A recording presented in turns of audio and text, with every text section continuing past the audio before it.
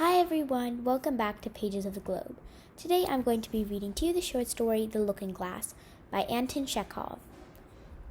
Now, in The Looking Glass by Anton Chekhov, there's a lot of different themes. There's themes of devotion, loneliness, but mainly you'll see the theme of escape. So basically, what happened in this story is that there is a girl named Nellie, and it's kind of like she's just daydreaming, and she is like very much in love with this guy, and she chooses him to be his husband. And again, this is just all in like a daydream. And so, like, as to why she like goes into this daydream, she's like almost escaping into this dream, right? And there's no real reason why, and she just goes like really intensely into it.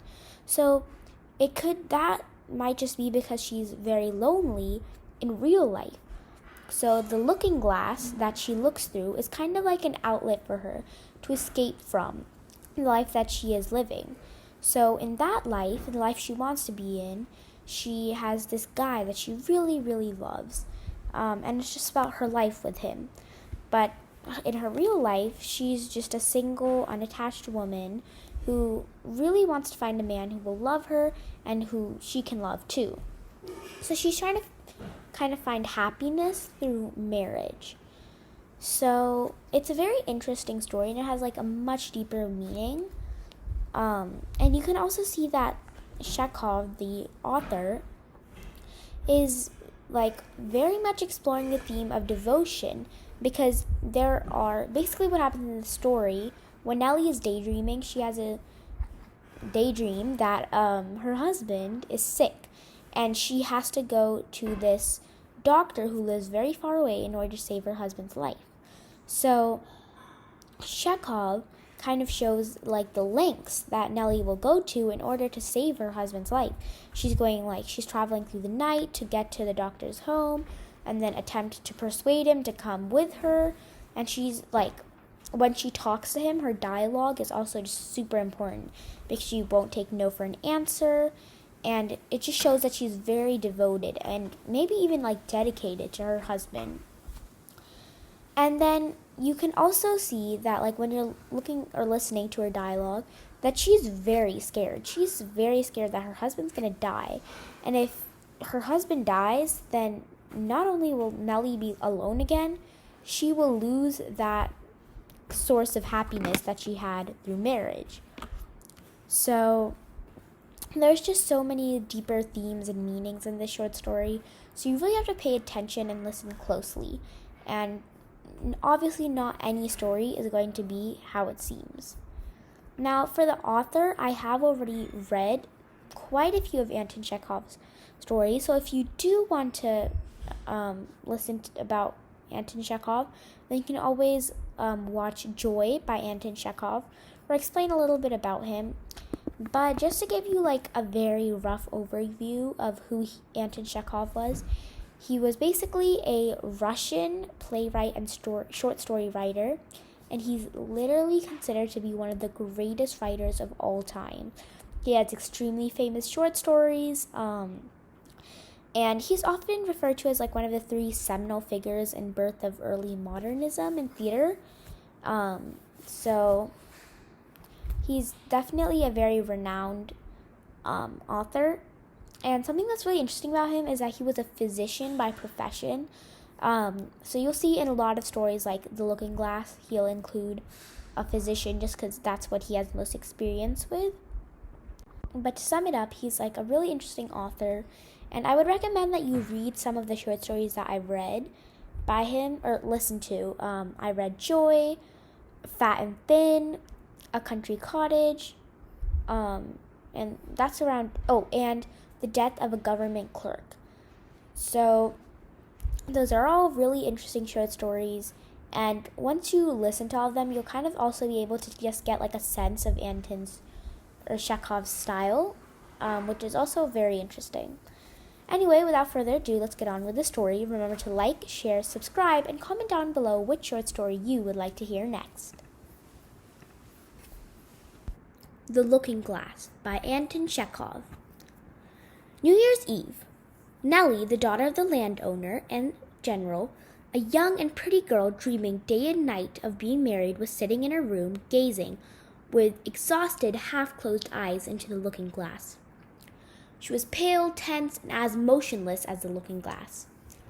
The non-existent but apparent vista of a long, narrow corridor with endless rows of candles, the reflection of her face, her hands, of the frame, all of this was already clouded in mist and merged into a boundless gray sea. The sea was undulating, gleaming, and now and then flaring crimson. Looking at Nellie's motionless eyes and parted lips, one could hardly say whether she was asleep or awake, but nevertheless she was seeing. At first she saw only the smile and the soft, charming expression of someone's eyes, and then against the shifting gray background there gradually appeared the outlines of a head, a face, eyebrows, and a beard. It was he, the destined one, the object of long dreams and hopes, the destined one for Nellie.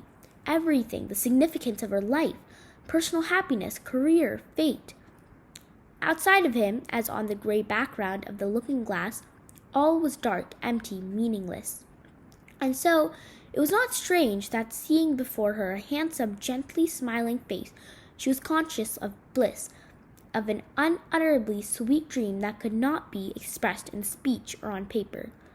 Then she heard his voice, saw herself living under the same roof with him. Her life merged into his.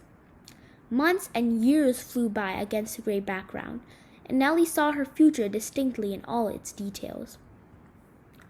Picture by picture followed against the gray background.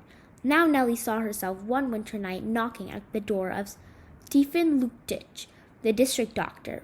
The old dog hoarsely and lazily barked behind the gate. The doctor's windows were all in darkness. All was silence. For God's sake, whispered Nellie. But at last the garden gate creaked, and Nellie saw the doctor's cook. Is the doctor at home? His honor's asleep, whispered the cook into her sleeve, as though afraid of waking her master. He only just got home from his fever patients and gave orders that he was not to be waked. But Nellie scarcely heard the cook. Thrusting her aside, she rushed headlong into the doctor's house. Running through some dark and stuffy rooms, upsetting 2 or 3 chairs, she at last reached the doctor's bedroom. Stephen Luktich was lying on his bed, dressed but without his coat, and pouting lips, and breathing into his open hand. A little night light glimmered faintly beside him. Without uttering a word, Nellie sat down and began to cry. She wept bitterly, shaking all over. "My husband is ill," she sobbed out. Stephen Luktich was silent. He slowly sat up, propped his head up on his hand, and looked at his visitor with fixed, sleepy eyes. "My husband is ill," Nellie continued, restraining her sobs. "For mercy's sake, come quickly. Make haste, make haste."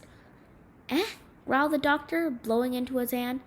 Come this very minute, or it's terrible to think, for mercy's sake." And pale, exhausted Nellie, gasping and swallowing her tears, began describing to the doctor her husband's illness, her unutterable terror. Her sufferings would have touched the heart of a stone, but the doctor looked at her, blew into his open hand, and not a moment. "I'll come tomorrow," he muttered. "That's impossible," cried Nellie. "I know my husband has typhus. At once, this very minute, you are needed." I've only just come in," muttered the doctor. "For the last 3 days I've been away seeing typhus patients, and I'm exhausted and ill myself. I simply can't, absolutely. I've caught it myself, there." And the doctor thrust before her eyes a clinical thermometer. "My temperature is nearly 40. I absolutely can't. I can scarcely sit up. Excuse me, I'll lie down." The doctor lay down. "But I implore you, doctor," Nellie moaned in despair. "I beseech you.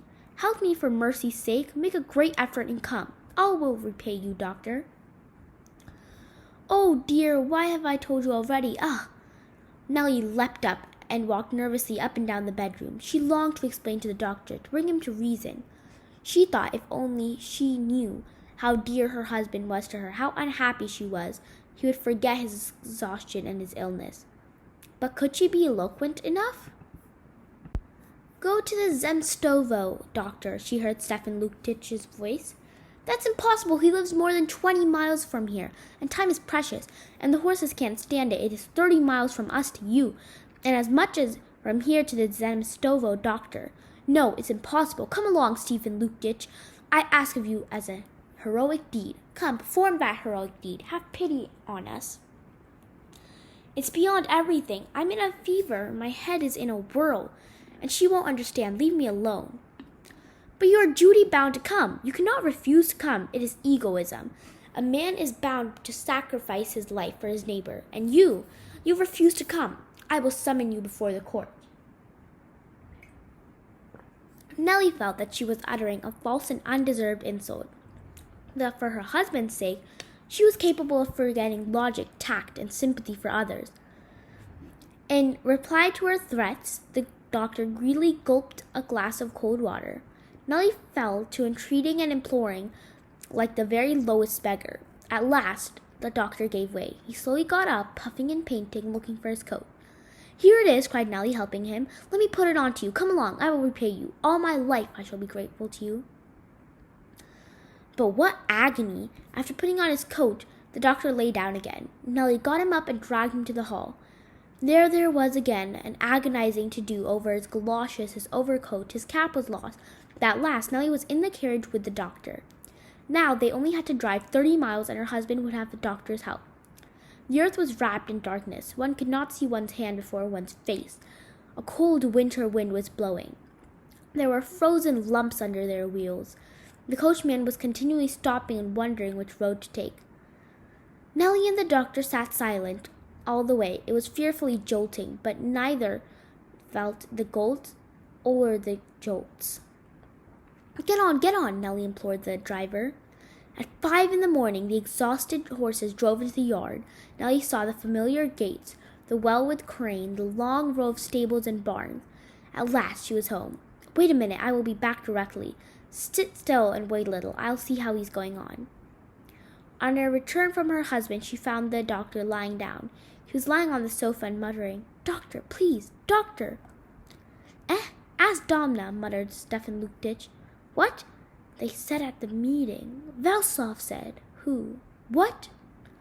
And to her horror, Nellie saw that the doctor was as delirious as her husband. What was to be done? I must go to the Semistovo doctor, she decided. And there again followed darkness, a cutting cold wind, lumps of frozen earth. She was suffering in body and in soul, and delusive nature had no arts, no deception to compensate these sufferings. There she saw, against the gray background, how her husband every spring was in straits for money to pay the interest for the mortgage to the bank. He could not sleep, she could not sleep, and both were racked their brains till their heads ached thinking of how to avoid being visited by the clerk of the court. She saw her children, the everlasting apprehension of cold, scarlet fever, and diphtheria, bad marks at school, separation. Out of a brood 5 or 6, one was sure to die. The gray background was not untouched by death. That might well be. A husband and a wife can't die simultaneously. Whatever happened, one must bury the other. And Nellie saw her husband dying. The terrible event presented itself to her in every detail. She saw the coffin, the candles, the deacon, and even the footmarks in the hall made by the undertaker. Why is it? What is it for? She asked, looking blankly at her husband's face. And all the previous life with her husband seemed to her a stupid prelude to this. Something fell from Nellie's hand and knocked on the floor. She started, jumped up, and opened her eyes wide. One looking-glass she saw lying at her feet. The other was standing as before on the table. She looked into the looking-glass and saw a pale, tear-stained face. There was no gray background now. I must have fallen asleep, she thought with a sigh of relief. The end.